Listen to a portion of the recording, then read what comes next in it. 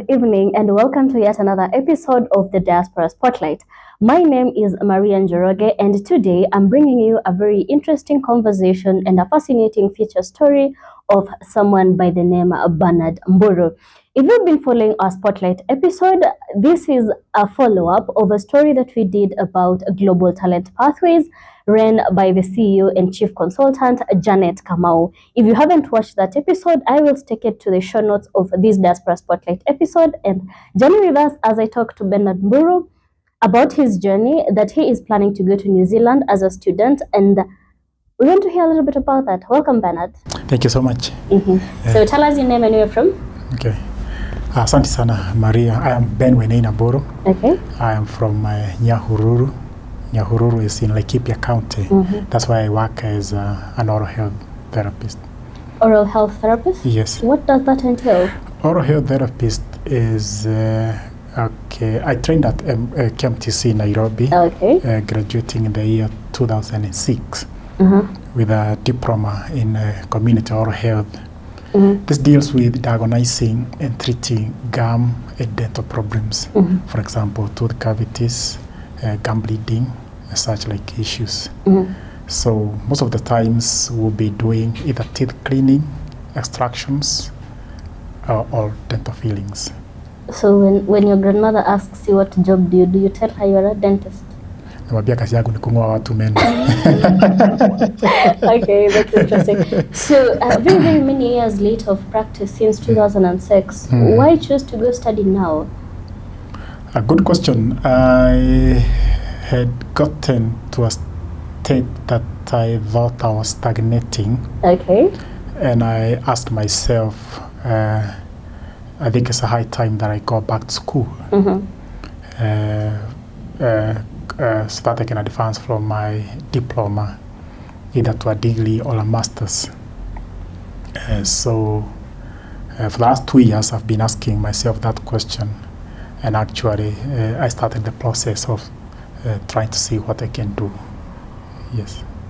Okay, so before we do get to the journey and how that began, I want you to tell us a little bit about your life in Nyahururu. Yes. Tell us your day-to-day activities, because you want to piece together your journey in Kenya and where you're currently headed.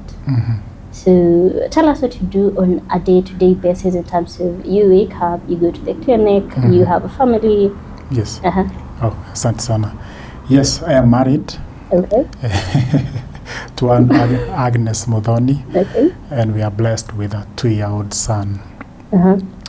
And since graduating from KMTC Nairobi, I went to Kijabi Hospital and worked for like 2 years. After that, then I moved to Nyahururu. I was employed by an NGO called Pace Kenya.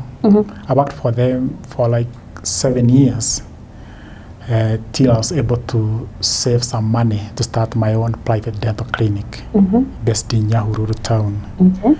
So and that was in the year 2015. So when I've been running that, that private dental clinic. So typically my day would start at around 5 a.m. in the morning. That's when I would wake up 7 days in a week. Yes. Okay. Because I work from Monday to Saturday. I leave the house at around 7, and I get to the clinic at around 7:30. Then I would work from around 8 a.m. to 6 p.m. On Saturday, half day is Saturday, then half day is family day. I don't know people have that many teeth problems. Oh, they do. They do. Till you visit a dental clinic is when you will be shocked. How, especially because of nowadays, our diets have really changed. Okay. We are taking lots of sugary things. And for example, bread, chocolates, cakes, and also sometimes because of lack of awareness on the importance of brushing one's teeth, like at least twice daily. Okay. So I've come across people who brush only once a week. So I'm not surprised that you're surprised. No, I've always thought like dental hygiene is something so basic that unless it's maybe the lack of resources, although currently there are ways that are being taught to even people in rural areas of how to just maintain, dental hygiene. Okay. So do you have like current initiatives and efforts that you're doing at a personal level around Nyahururu? Yes. For people to be aware that dental hygiene is just as important. Okay, yeah, we try to teach our patients at the clinic. On top of that, we do have like every 2 months, like community dental projects, whereby we would go outside to the schools or churches, and then would run a campaign on teaching people how to brush. Okay. Sometimes I have done this even after church, at our local church. So it's an ongoing thing. You'll never teach people enough, because sometimes they even forget. So yes, I get what you're saying, that excuse me, the campaign to do it is there. Okay, so now you have this whole plan, and that is what I want us to talk about majorly.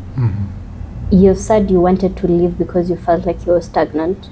Yes. So did you look at other countries before settling on New Zealand? I did. Because I have traveled.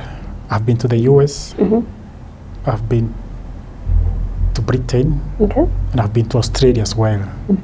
But just to attending dental seminars or conferences. So initially, I tried to look into going to the US, but then the process was very complicated. I also looked or searched about the UK. The process not as complicated, but a bit expensive. Yeah, also true. I checked with Australia. Unfortunately for Australia, from master's students, they have a cut-off age of 35 years. Okay. Which was a rude shock for me. I never thought age would be a factor. Okay. If they were to take you to any school. And in fact, it also surprised me that perhaps I'm getting old. So it was a rude awakening. Yes. I can mention your age, right? Yes. Ben Mburu is 50 years old, and he is pursuing his dream of studying. He's going to tell us where, and we're trying to walk through that journey. So if there's someone you've clocked 5 decades and you think there is no chance for you, please, this is your episode. So you've had this rude awakening that I'm above 35, which means the countries that I'm even acceptable to are fewer now. So the doors are closed. Oh wow, that's unfortunate. So how do we end up with New Zealand, and how do you realize that this actually might fit the plan you have for your life? So yes, I started checking on New Zealand. I knew New Zealand because I've been to Australia. Okay. And luckily, New Zealand doesn't have an age limit. Oh, nice. Yes. So I said, oh, okay. I think this is the place for me then. So anyway, so that's how you settled on New Zealand. In New Zealand, yes. Okay, so New Zealand, we are aware that you've been using Global Talent Pathways as your agency. Yes. Did you at first consider doing it yourself before you settled on an agency? I was actually doing it by myself. Okay, tell us about that. And even before I decided I want to study, I was thinking of going to work. Okay. And I even started the process. However, down the road, and this I was just doing it by myself, just searching on the internet. What do I need to do if I wanted to work in New Zealand as an orthotherapist? I first of all discovered I have to register with the Dental Council of New Zealand. Before I could even register with them, I had to have my certificate, the qualifications assessed separately. That was also another big process and very costly. I wrote to the Dental Council of New Zealand. Sometimes getting a response from them was hard. Till then, in the process, then I got to know of Global Talents Pathway. I saw them on an online media channel. Then immediately I saw it on the Kenyan Diaspora Media. Oh, nice. Yes. Okay. That was towards the end of December last year. Last year. So I saw that headline, reading Kenyan-born New Zealand are helping African students pursue studies in New Zealand. And I said, oh, okay, let me find out what is this. Went ahead, read the whole thing, the Kenyan Diaspora Media page.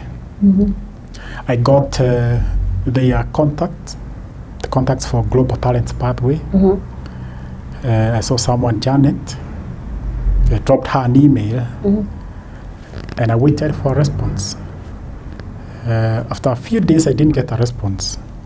Or maybe for whatever reason. It was Christmas season. Yes. Then I followed it up with a WhatsApp message. And after a day or two, I got a response. Yes, that so-and-so, yes. I even saw your email, so we'll get back to you after the holidays. But the main reason why I got to trust them is because I read their story on a media channel that I trust. That's the Kenyan Diaspora Media. Oh, thank you. That's honorable. So that's the main reason I trusted them. Because I trust all that you put on your page, then I had no reason why not to trust that agency. Okay, fair. Yes. So that was around in December. So maybe by the time you were actually having a conversation was in January. Yes. When you're looking out for these plans to study, you have a whole life already that's running in Kenya. Yes. Are you thinking about that too? Like, are those parallel plans? You think about living, but then you also have a life. How are you doing that before you get to the point where Global Talent actually does respond? Like, how do I manage? Like, did you tell your family that I'm thinking about this, and I've already started making plans to actually exit? Yes. Okay. Yeah. For the last 1 or so years, my wife has been aware of this because I've been doing the English tests. Oh, nice. I did the English test. That was in June last year. Please tell me you passed. Because it's expensive.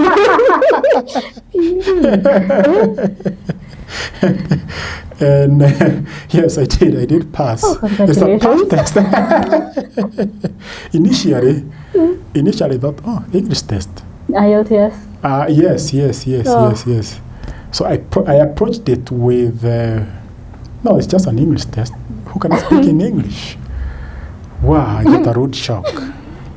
And then I also didn't know because, like I said previously, I've been initially I was doing this process by myself. Yes, I didn't have anyone guiding me or talking to me.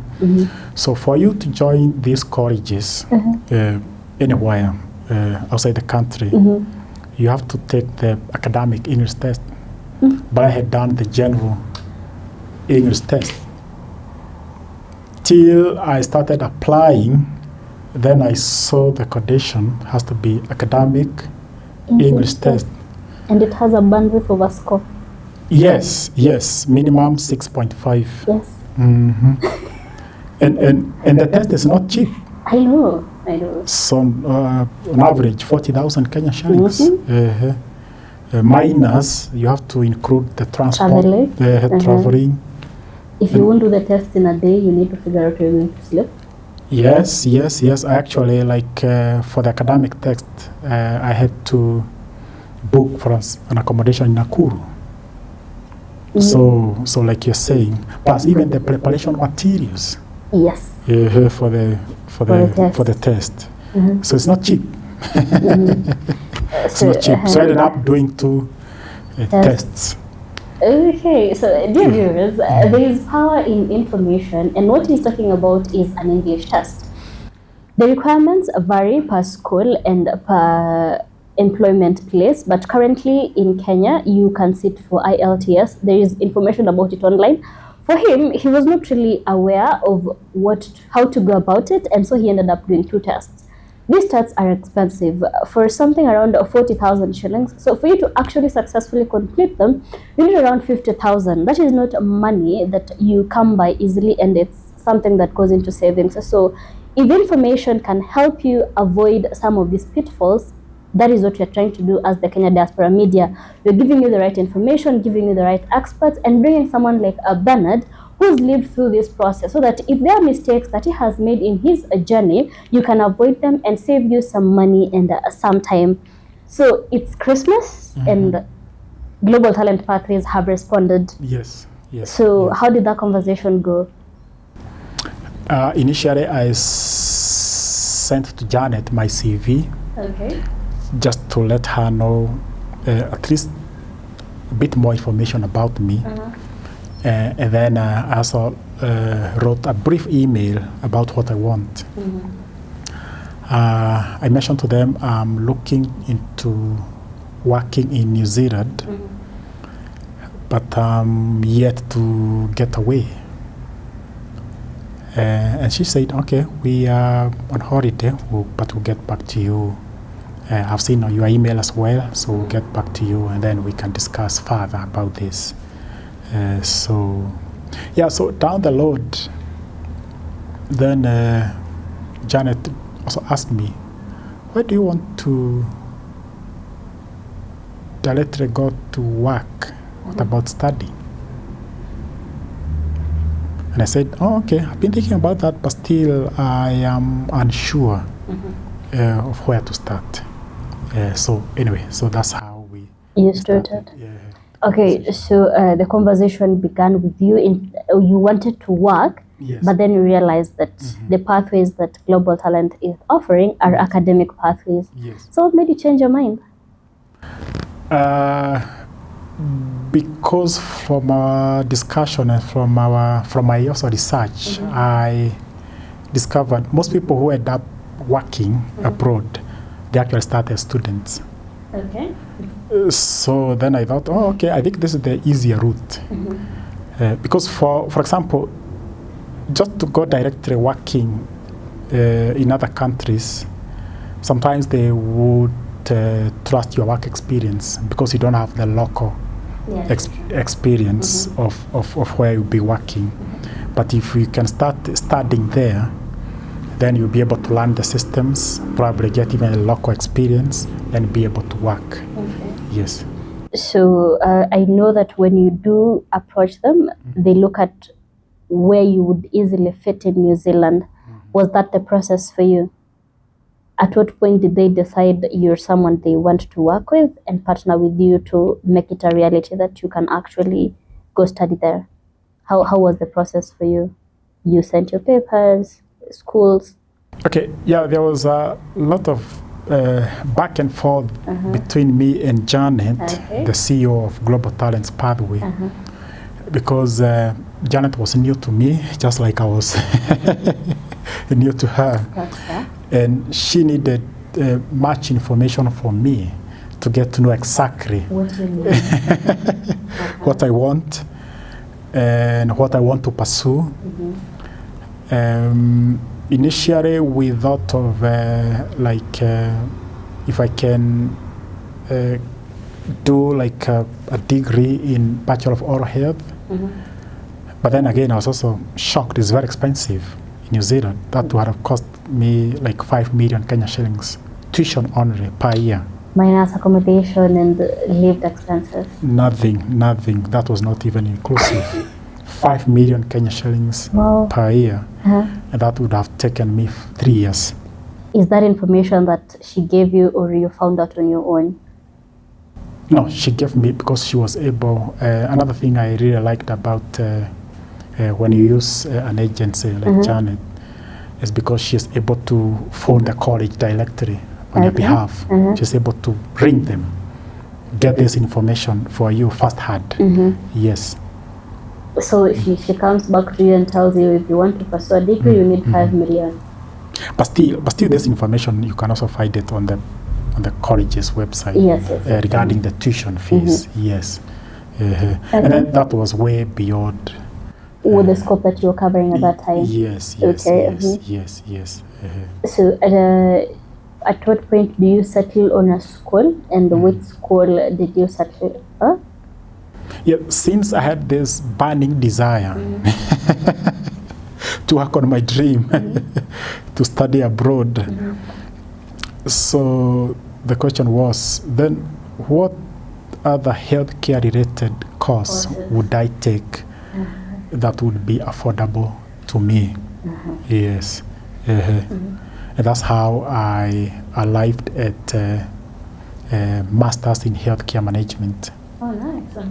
Initially, actually, we were thinking of, from our deliberations with Janet back and forth, we were thinking of business management, like a degree in business management. But when she approached the college, on my behalf that is, when they look at my CV, my work experience and all that, the college even said I am fit even for a master's in healthcare management. Okay, so that's okay. I'm finding that very interesting because you've gone from a diploma in KMTC. Yes. I think the only trade-off you have is years of experience. That is what they traded to say that you can qualify for a master's. Yes. That's interesting. Can you do that in Kenya? No.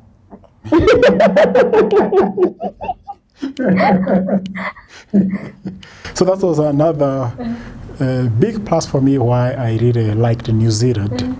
They are able to value my work experience. And they said my work experience equates to someone who has done another graduate management course or healthcare management course. Okay. That's really positive, and I hope it's like something that can be picked up because sometimes people do a lot of years of experience. You find someone has 10, 15 years. That I would argue that's already an expert in that field. They just need an accreditation of sorts for them to actually be said they have a master's. So I think it's something that Kenya would really do well adopting. Masters in Kenya is quite expensive also, either way, and then also finding a good fit for you is difficult. But if the years can be converted into masters, I only need 10 of them, and then I go do masters. So that was really a big plus for me, and how just seeing how accommodative the educational system is in New Zealand. That really impressed me. Because like you're saying, probably locally I'd have probably done a degree, then maybe a master's. That would have taken time and money.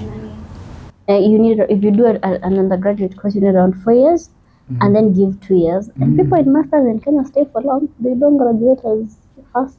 Somehow. So I do know that in other countries, if you're told a master's program takes 1 year, it's 1 year.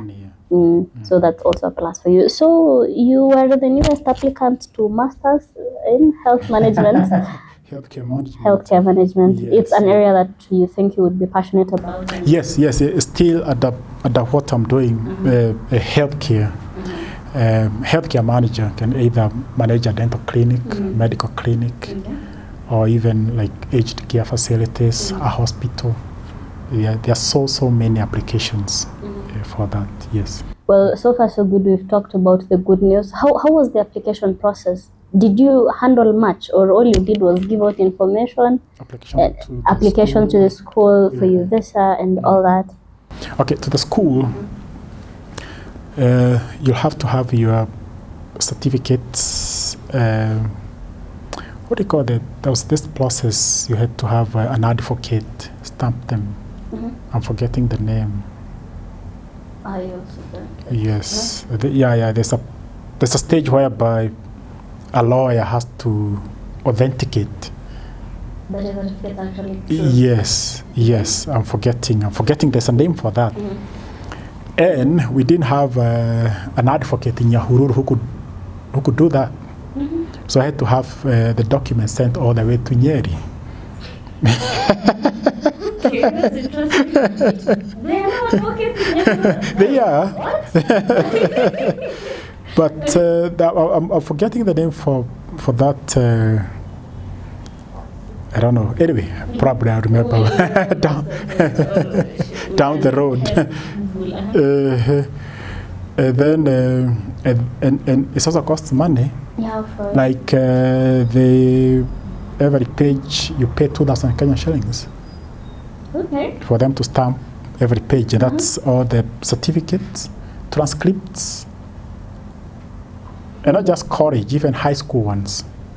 Yes. Okay. Even the KCSE certificate. I think even just the high school ones. So anyway, plus the CV as well. And then once they are certified by the advocate, then I send them to Janet, and then she forwarded them to the college for the college to process. Go through it. Yes. So how fast was the application process now? Wow, took less than a week. Wow. For them to review and get back to you. Yes. I'm really impressed because you said you've been doing this thing for 2 years trying to find information. And then somehow you find someone who knows what they're doing, and you felt a sigh of relief. Oh yeah.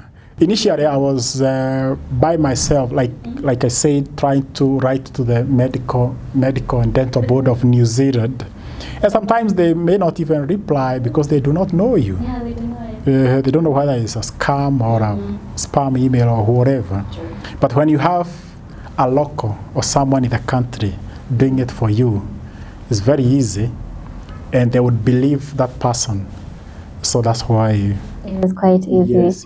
So the next steps after you have found a way into the school, what next did you have to do, and was there a particular timeline in which these things have to be done?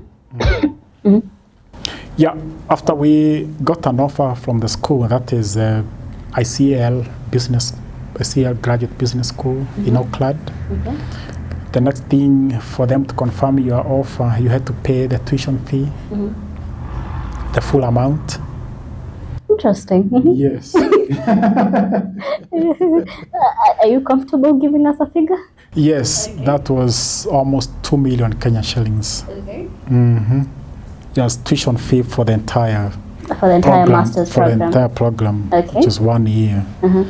So then the school gives you their banking details and whatever. Then you send the money, transfer the money to the school. Actually, not to Janet. Janet, I was very impressed. She does not handle any of your penny. Okay. It just gives you the details for the school, and you pay to the school. Once you pay, it takes only 2 days for the school to confirm they have received your money. Okay. And then they'll issue you with a letter of offer. Then with that one, then you can start the application for the visa. For the visa. Okay, so just allow me to mention something that Bernard says he found quite impressive. There is one pillar of truth that Global Talent Pathways prides itself in, and it's honesty and transparency in how they run their processes. Throughout the application process, their business is to give you information, is to hold your hand and show you the right pathway. You come with a dream and a goal of what you want, and then they look at the feasibility and how economically sound it is, and if there are other more affordable and more viable options for you. And that is one of the advantages that Ben has reaped from this process, because He had information, he knew what he knew, but with the help of Global Talent Pathways, I would argue that his time has been considerably reduced. And the fact that Global Talent Pathways does not deal with your money, the money goes directly to the school, which means in no way or form do you send her money to facilitate these processes. One of the problems that you currently have in Kenya with education agencies is the money problem. You do not understand the logistics of how your money goes and how your money changes hands. But turns out there is another way to do these things. And that is the story that we are telling here today. So thank you very much for sharing that detail about them. So we've gotten to a place where you have an offer letter, you already have a school, and now the visa. How did that process go? Well, the visa application process is another whole thing. Previously, whenever I've traveled, like to the US, Europe, or Australia, I did the applications myself. I submitted the applications. But then Janet advised me, this one you cannot do by yourself. Whereas you can, no one will, you can, but it's very complex. You do not know all the documents or even the preparation process that are needed. So the way to do it, and for you to, ideally, because your aim is you want to be issued with a visa, the way to do it is we use an immigration advisor. So she connected me to an immigration advisor based in Auckland, in New Zealand, who had done the application process for me. So what they did, the immigration advisor, they sent me an email with a checklist of all the documents that they needed from me. And these were almost 30. Interesting. Yes. And previously when you're doing visa applications, you haven't dealt with that kind of complexity? Because I also did the tourist visa. That is easy. The student visa is very complex. And in fact, from my experience, I would not advise anyone to do their own visa application process for student visa. You have to use an immigration advisor. Because like for me, not just the academic certificates, and these ones, they needed right from the KCSE certificate, high school, college, CV, birth certificate, bank statements, M-Pesa statements, marriage certificate, a passport of my wife, my son. If I have any assets in Kenya, I had to, like the plots, anything, plot, car, business. If I'm running, like for my clinic, I had to attach licenses for my clinic, receipts that I pay with them, the bills for the clinic. I had to attach them. That's something that I didn't know. So I had to attach even the receipts that pay for water, electricity, other supplies for the clinic, to prove that truly you own this clinic and it's yours. So anyway, even a support letter, like from a family member, in my case from the wife, that the wife really approves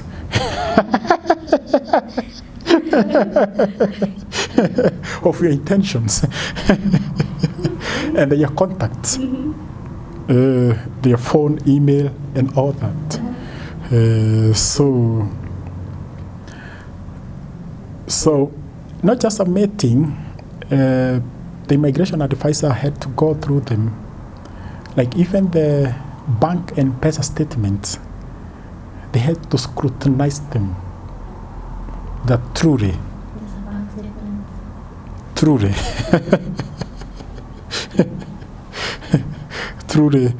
in fact, I was questioned on some expenditures or incomes. They asked me questions, and I had to answer. Like for example,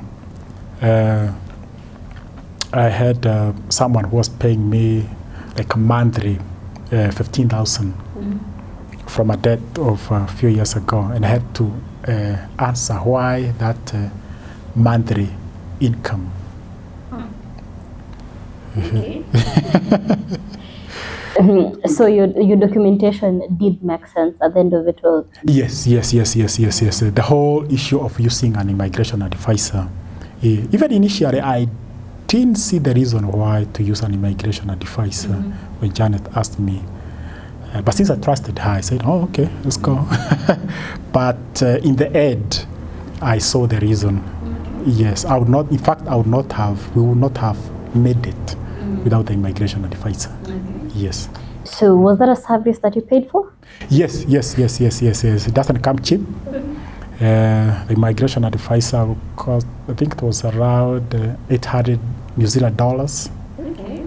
And the visa as well, around 750 New Zealand dollars. So in total, I paid almost 1,500 New Zealand dollars. Yeah, now would be a good time to tell you guys that he's already a New Zealander, because he's not even quoting money in Kenyan shillings. But it's allowed. That's okay. So, but just to give a rough in Kenyan shillings, that would be around 150,000 on the higher side, just for the visa application process. Passion is expensive, and dreaming is very, very expensive. It is. But that's really nice. So the visa application process, how long did that take you using the advisor, and how soon did you have an interview set up in Kenya? Just the process of gathering all the documents and for the immigration advisor to be satisfied that he had all the documents that he requested me. That took a whole 1 month, back and forth between me and the immigration advisor, not with Janet, with the immigration advisor. That took us almost, in fact, the whole of from mid-Feb to around towards end of March, a whole 1 month. And then the visa application, like how long did it take after the immigration advisor applied on my behalf? That took almost 3 weeks. 3 weeks. For you to get a call back?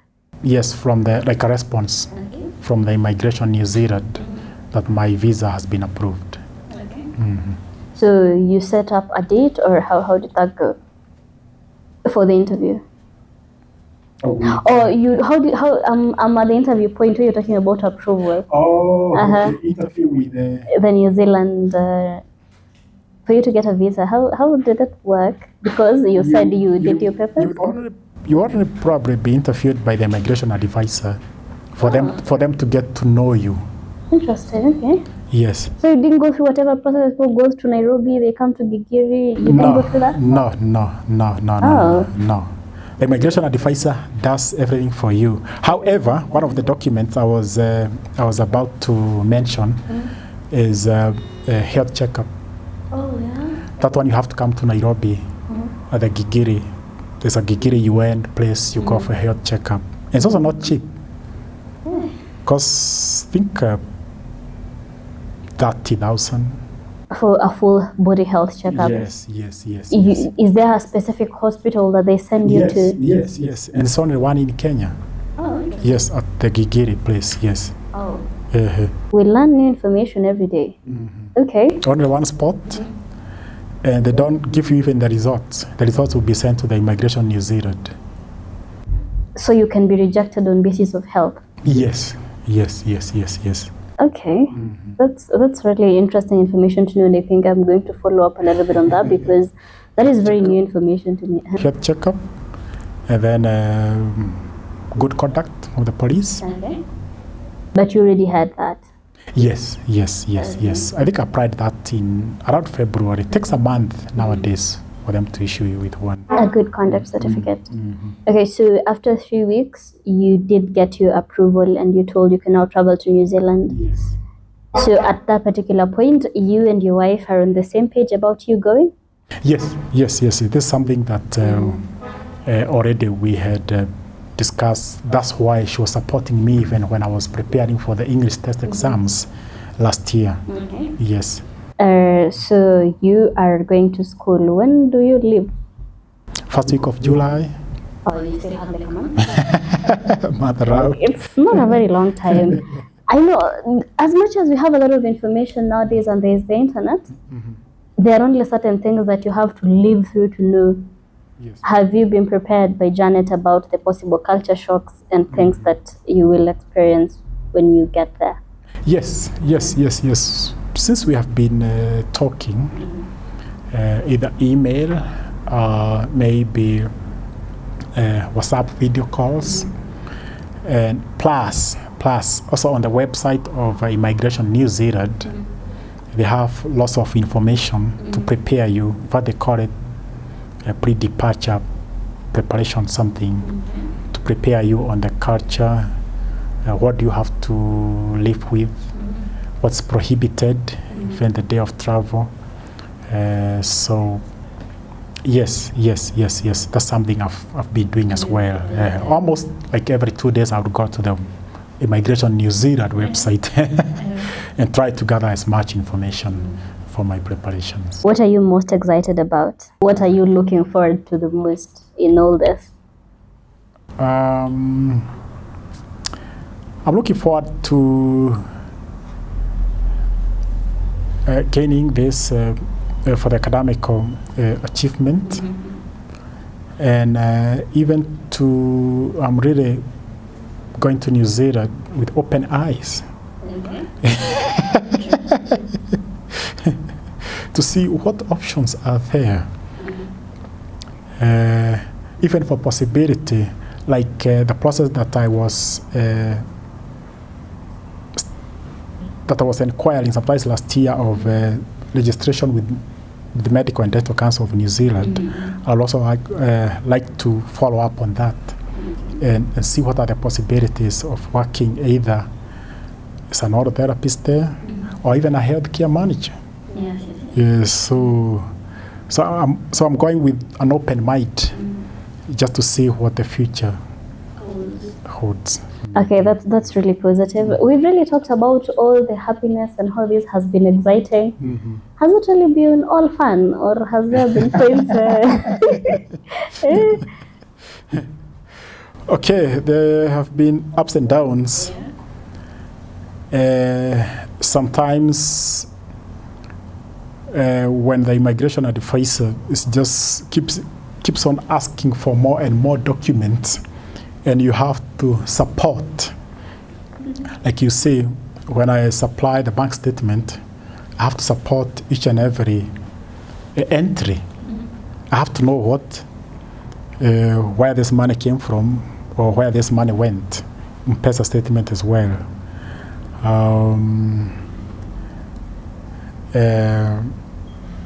Even when they eventually make the application for you, then you'll have moments of suspense because you don't know how it will turn out. Oh yeah, despite having spent a lot of money with the immigration, because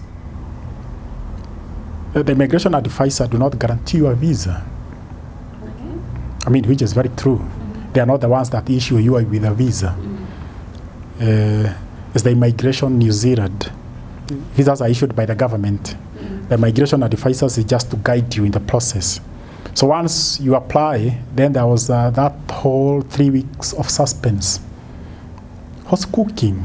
What? Will all my preparations go down to the drain? That process is expensive. So, and you see, the visa application plus fee is non-refundable. Yeah. So, same as the English tests and whatever. Non-refundable. It's non-refundable. And the fact that that test will expire after 2 years. Yes. So, then the whole process also is all about you have to pay something. each step will cost you. As in, you are the one who wants to go and study, so you have to pay for the health check, you have to pay for the visa, you have to pay for the whatever, you have to pay for the tuition. So you have to be prepared financially as well before you start. And I think that's the one thing that we need to tell Kenyans about the financial implications of everything that you want to do. Do not start a process unless you actually prepared to handle the financial implications that comes in, because as you said, the English test takes 2 years before it expires, which means if by the time you're starting that application and you sit for your English test, say right now, and in 2 years you still do not have your money in order, it means you will receive it again, and it's a whole whopping 40,000 shillings. If you carry out anything that requires money without prior preparation and prior information, it means you will repeat it. And in this economy, as a Kenyan, I don't think you really want to be doing that. So get your facts right and get your facts straight and get your money in order. Know how much you're going to need, know how much you need in savings, and figure out how you're actually going to get that money. And if it means asking the hard questions of, can I really afford this right now? Because a dream is nice, you know, we're all dreaming. I would like to go to, but I know very well I cannot afford to foot that, and I cannot afford a proof of funds. So you become honest with yourself and you tell yourself, this is how much I can do within this particular amount of time. I can imagine the hard of conversations that you've had to have with your family and justify where we need to spend all that money. Oh, yes. How did that go, by the way? Yes. Actually, I was had two plans. Either, because this I'm funding all this from my savings. Either I put some rentals and we make money out of that, or I get some of that money and pursue a further education. So yes, you have to be also in good terms with your wife. Yes. Otherwise, your wife would think you are just draining the family account. The family account. But I had told myself, if I don't succeed in this process, because like I said, I was doing it by myself the last 2 years, and there was so many stumbling blocks. So at some point, I was almost giving up.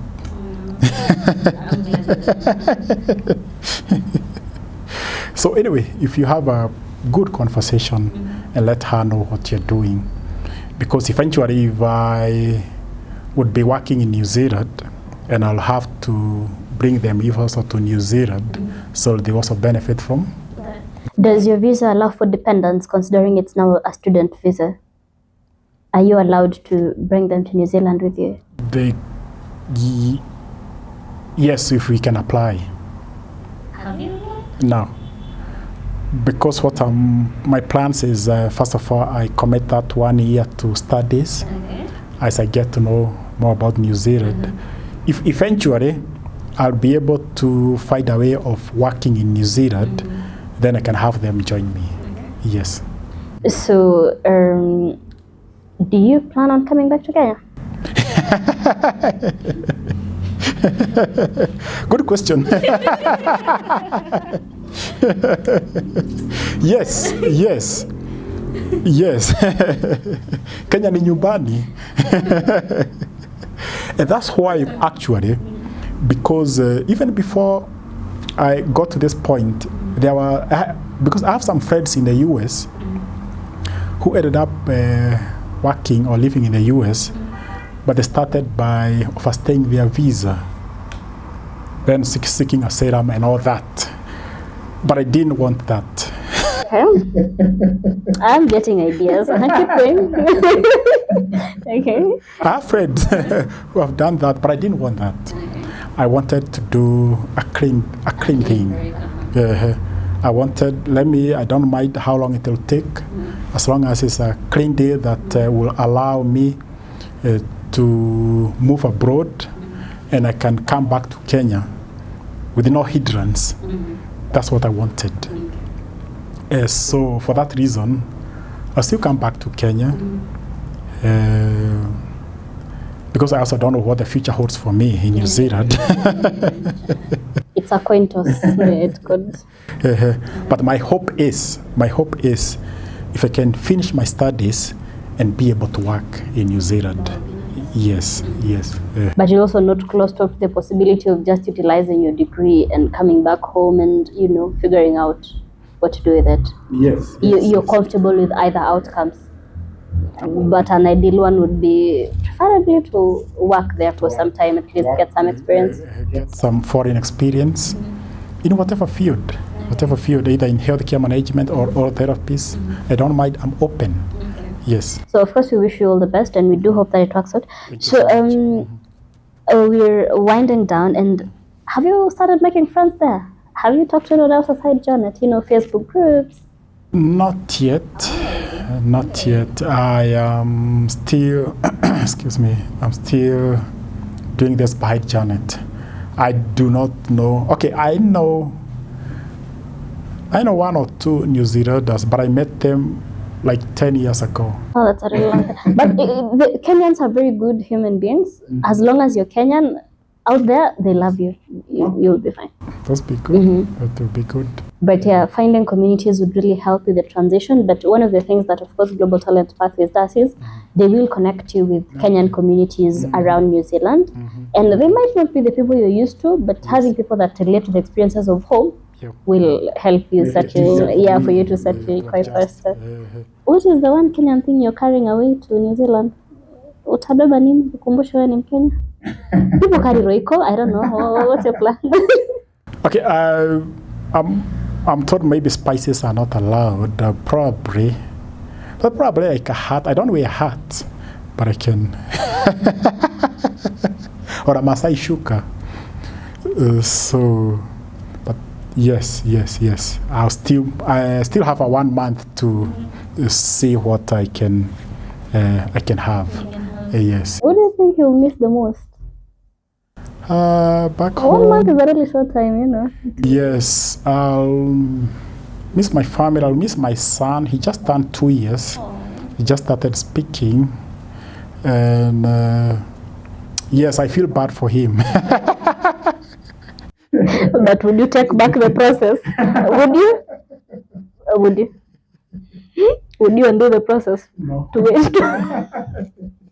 wait for him to learn speaking? You're already way too deep. You've committed. But yeah, so I know he'll miss me as well.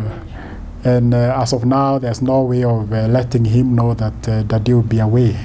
But I'll try to keep in touch with WhatsApp and whatever with them. So yes, my family would be the most, what I would miss the most. And maybe also the Kenyan food. I've been to America and I really gained weight. I didn't like the Western food. So I'll miss the Kenyan food as well, yes. It's okay, but it looks like you're actually quite prepared for all this, and you already have a plan that is set. 1 month is a short time, and we do hope that you can get your house in order by the time you actually do leave. Thank you so much. So what's one advice that you would like to give to people that have dreams and they would like to pursue? Yes. So yeah, now would be a good time to advise sisi kama vijana. I know you are there and you have dreams, aspirations of studying abroad. Either you are thinking of the US or Europe, Australia or Canada, and maybe haujapata jia. I want to ask you, you can also try New Zealand. New Zealand is also part of the Western world. You still get the same